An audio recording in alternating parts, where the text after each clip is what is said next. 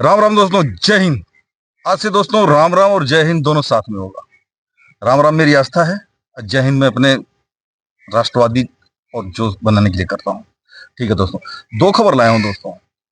ये है बांग्लादेश के रिगार्डिंग। अडानी ने बांग्लादेश को बिजली का झटका दिया है, तगड़े वाला। ठीक है।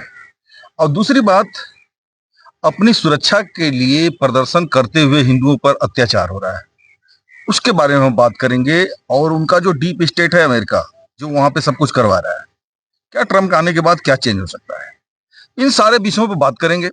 दोस्तों चैनल पे नए हैं तो प्लीज सब्सक्राइब करिएगा, बेल आइकन को दबाइएगा और वीडियो को लाइक और शेयर जरूर करिएगा।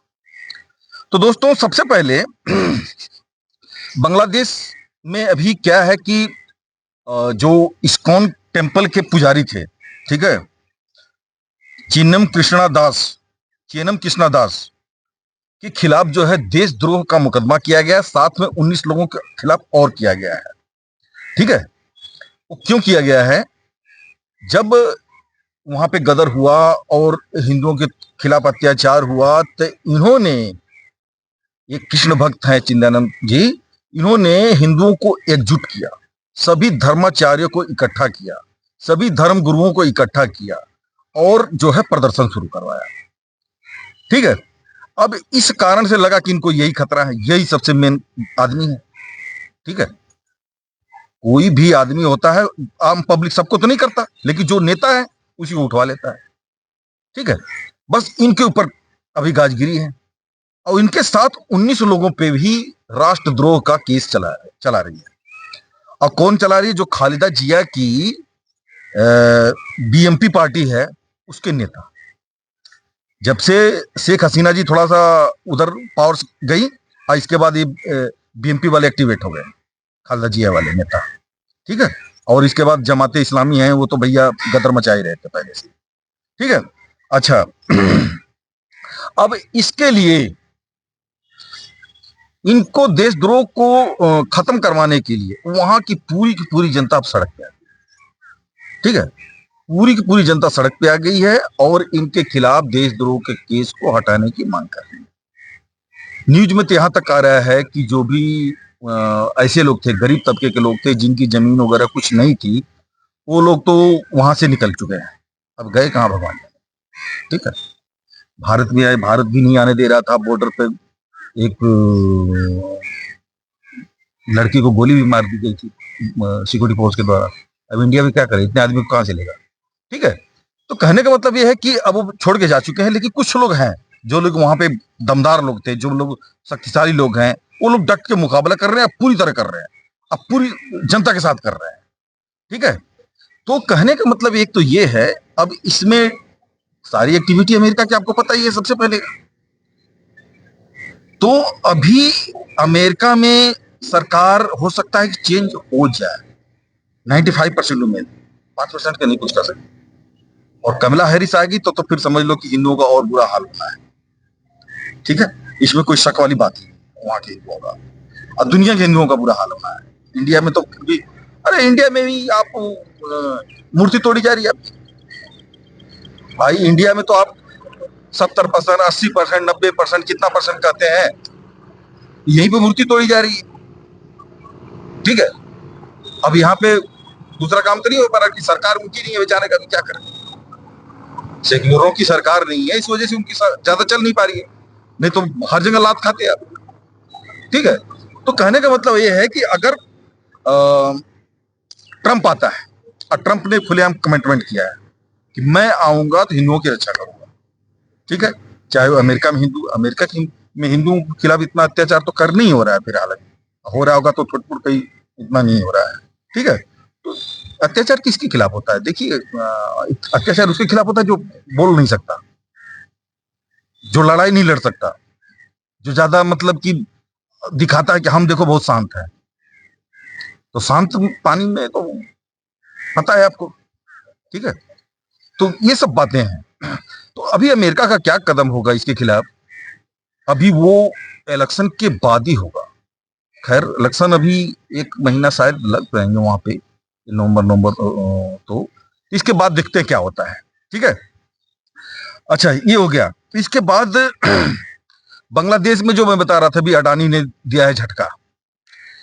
झारखंड से बिजली जाती है, उस कंपनी का नाम है अदानी पावर झारखंड लिमिटेड, ठीक है, शॉर्ट में कहते हैं इसको एपीजेएल, ठीक है। यहां से बिजली जाती है, टोटल बिजली भारत से जाती है 16,000 मेगाहर्ट्ज, ठीक है, जिसमें अडानी देता है 14,014.96 मेगाहर्ट्ज, ठीक है। अब अदानी बिजली देता गया, अब कर्ज कितना चढ़ गया है, 846 million million dollar, 846 million million dollar. खैर, इंडिया की दृष्टि से देखा जाए, अदानी की दृष्टि से देखा जाए तो कुछ नहीं, चिल्लर है, ठीक है। लेकिन कहने का मतलब है कि कोई भी आदमी घाटे का सौदा क्यों करेगा, ठीक है, घाटे का सौदा क्यों या तो वहां उनकी सरकार से कोई एग्रीमेंट कराओ आप, या तो उनकी सरकार से एग्रीमेंट कराओ कि भाई ऐसा है कि आप हमें कुछ गिरवी रखो, कोई एयरपोर्ट दो, कोई बंदरगाह दो, कि भाई ये करार करो कि भाई हम 1 साल के अंदर, 6 महीने के अंदर ये पैसा अगर नहीं चुकता करेंगे तो हमारा आप ये कब्जा हो जाएगा आपका, आप इस पे काबिज हो जाना, जैसे पाकिस्तान में हुआ। बिकना तो सारा है वो, ठीक है ना, बिकना तो सारा है। देखिए, सरिया वहां चलती है ना जहां तेर का दरिया बहता है, तो चलाओ सरिया, चलाओ सरिया। अभी अदानी ने बता दिया है कि मैं बिजली भी कम कर दिया अदानी ने, जैसे 14.96 मेगाहर्ट्ज दे रहे थे वो, अब उन्होंने कहा मैं सिर्फ 7,000 दूंगा, आधा ब्रेक कर दिया उधर, आधा ब्रेक करके इंडिया में छोड़ दिया अपनी बिजली।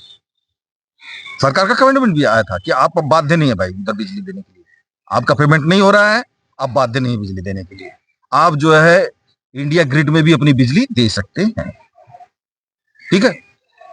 तो आधी बिजली इधर कर दिया, आधी उधर कर दिया, तो आधे तो वैसे ही मर रहे हैं, ठीक है।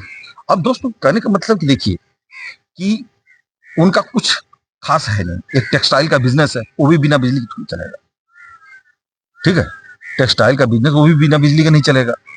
तो ये जो नफरत है ना हिंदुस्तान के प्रति, इंडिया के प्रति, ये नफरत पाकिस्तान को ले डूबा, ठीक है, पाकिस्तान को ले डूबा, और फिर अभी बांग्लादेश को ले डूबेगा।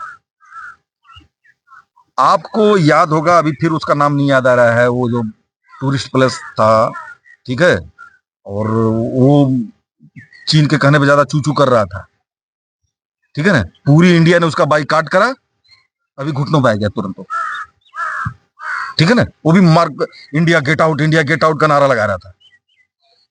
इंडिया ने कहा ठीक, ओके, सारे टूरिस्ट खत्म कर दिए, हाथ जोड़ के खड़ा हो गया कि भाई आओ यार, घूमो हमारे देश में। क्या घूमो तुम्हारे देश में, तो सरिया देखने के लिए है कि औरतों को कोड़े मारते हो, ये देखने के लिए तुम्हारे देश में कोई आएगा? जब जहां ढंग की कानून व्यवस्था नहीं होगी, तो वहां पे जाकर के वो नदी नाले कौन देखेगा, है? तो दोस्तों, ये सब बातें हैं। तो अभी मैं तो कहता हूं अडानी को कि मुझे अभी नहीं पता है इस बात का एक्चुअली कि इस पे ब्याज वाला सिस्टम है कि नहीं। जो इनका 8.46 मिलियन डॉलर है, इस पे ब्याज वाज का सिस्टम है कि नहीं। अगर ब्याज का सिस्टम हो तो उस पर कंटिन्यू करते रहो। अब बिजली कह दो कि अभी नहीं दोगे तो फिर मैं 350 करने वाला हूँ, 7 से सीधी 350, फिर आधा करूंगा, ठीक है। देखो कैसे आता है घुटनों पर। और दूसरी बात, कुछ न कुछ तो इनको करवा लो समझौता कि भाई या नहीं करोगे तो मेरा ये एयरपोर्ट ले लूंगा मैं लीज पर, ठीक है। मेरा जो 8.6 मिलियन डॉलर है वो मैं कहीं से तो निकालूंगा यार, नहीं तुम लोगे तुम्हारा एयरपोर्ट लूंगा, फिर एयरपोर्ट का अपना खर्चा निकालूंगा वहां से, ठीक है। कुछ को करना पड़ेगा, ऐसे तो व्यापारी आदमी समझौता नहीं कर लेगा, ठीक है। तो कहने का मतलब दोस्तों ऐसा है कि हमारे जो ये बिजनेसमैन हैं, करोड़पति लोग हैं, ये लोग भी सरकार को बहुत काम आते हैं। अब इसमें सरकार को बहुत फायदा होगा पॉलिटिकली, ठीक है, उनको घुटने पर लाने के लिए। तो यहाँ तक दोस्तों वीडियो कैसी लगी, वीडियो अच्छी लगी हो तो प्लीज चैनल को सब्सक्राइब करिएगा, बेल आइकन को दबा के जाइएगा और अपने दोस्तों में, रिश्तेदारों में शेयर जरूर करिएगा। जय हिंद, जय भारत, वंदे मातरम, भारत माता की जय।